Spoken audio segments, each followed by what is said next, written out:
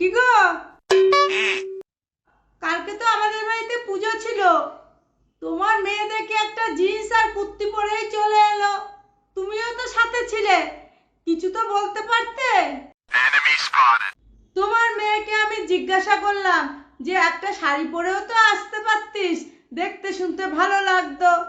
তোমার মেয়ে বলল শাড়ি পরে নাকি চলাফেরা করতে পারে না, এটাই নাকি কমফোর্টেবল।